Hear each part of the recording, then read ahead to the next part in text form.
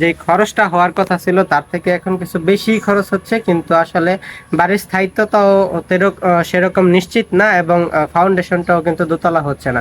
আসসালামু আলাইকুম, আমি ইঞ্জিনিয়ার তানবীর। আজকে এসেছি নরসিংদীর একটা সাইটে, মনোহরদী ইউনিয়ন না না থানা, মনোহরদী থানার একটা সাইটে। মূলত এই বাড়িটা 3 বেডরুমের একটি বাড়ি।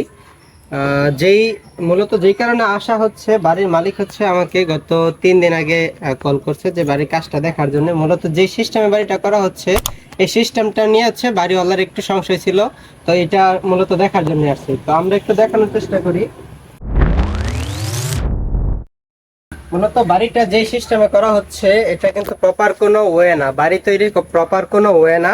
আমরা মূলত যেরকম ফ্রেম স্ট্রাকচার করি, নিচে ফাউন্ডেশন হয়, বেস হয়, ফুটিং হয়, তারপর হচ্ছে কলাম হয়, গ্রেড বিম হয়, ওই সিস্টেমে কিন্তু এইটাতে আসলে ওইরকম কোনো সিস্টেম ফলো করা হয় না। নিচে হচ্ছে শুধুমাত্র 10 ইঞ্চি চওড়া এবং 6 ইঞ্চি বা 5 ইঞ্চি এরকম একটা ঢালাই করা হয়েছে রড দিয়ে।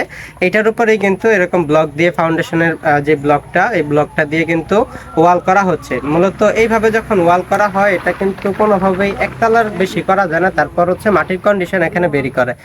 তো যেই কারণে হচ্ছে আমরা মূলত আসছি, মূলত বাড়িওয়ালার ছিল, প্ল্যান ছিল যে দোতলা ফাউন্ডেশন দিয়ে করবে।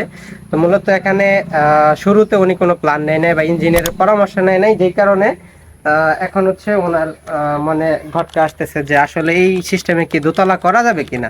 তো এখানে আমরা এসে যেটা দেখলাম যে আসলে এটা দোতলার জন্য উপযোগী না। তারপর হচ্ছে যে কলামগুলো করা হচ্ছে, এই কলামগুলো কিন্তু মাত্র ব্লকের যে সাইজটা 7.5 ইঞ্চি বাই মোটামুটি 10 ইঞ্চির মতো, এই সাইজে কিন্তু কলাম করা আছে। তারপর মাত্র 12 মিলি 4টা রড।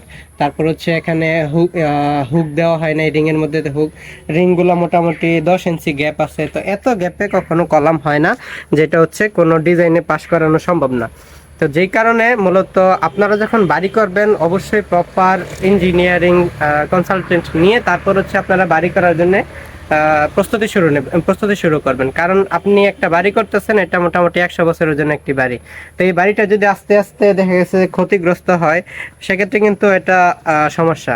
তো এখানে মূলত এই কারণেই আসা যে বাড়ির মালিক আসলে এটাতে দোতলা ফাউন্ডেশন দিয়ে করতে পারবে কিনা।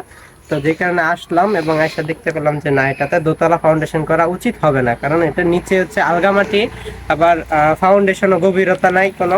মোটামুটি মাটির উপরের লেভেলেই কিন্তু আমাদের যেই 6 ইঞ্চি বা 10 ইঞ্চি একটা ঢালাই করা হয়েছে রড দিয়ে, এটা করা হয়েছে। তো এইভাবে করলে কখনোই দোতলা ফাউন্ডেশন করা যাবে না। আর এখানে আপনাদেরকে কিছু বিষয় বলি, আপনারা অনেকে ব্লক দিয়ে বাড়ি করেন, লোড বিয়ারিং সিস্টেম বাড়ি করেন, ফ্রেম স্ট্রাকচার করেন। আপনারা অবশ্যই লোড বিয়ারিং সিস্টেম করলেও অবশ্যই প্রপার ইঞ্জিনিয়ারিং ডিজাইন নিয়ে তারপর করবেন, কারণ এই যে এরকম পরে বিপদে করতে হবে যে দোতলা করতে পারবেন না, বা আপনাদের যে প্ল্যান ছিল ওটা কিন্তু করতে পারতেছেন না। তো এখানে আরো কিছু সমস্যা আছে, যে ব্লকের যে গাঁথনিগুলো করা হয়েছে, এগুলার যেই ফাঁকা স্থানগুলো আছে, এগুলা কিন্তু মর্টার দিয়ে ভরাট করা হয় না। তারপরে এখানে একটা ব্লক, এই যে দেখেন, এই ব্লকটাতে কিন্তু এখানে কোনো গ্যাপ রাখা হয় নাই, শুধুমাত্র অল্প একটু ফাঁকা জায়গা দেখা যাচ্ছে।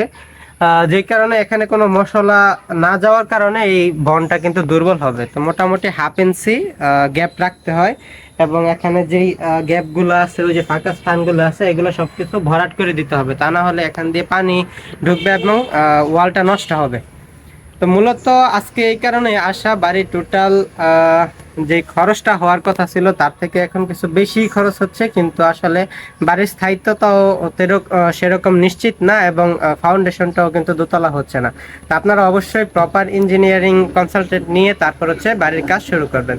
সবাইকে ধন্যবাদ। আসসালামু আলাইকুম।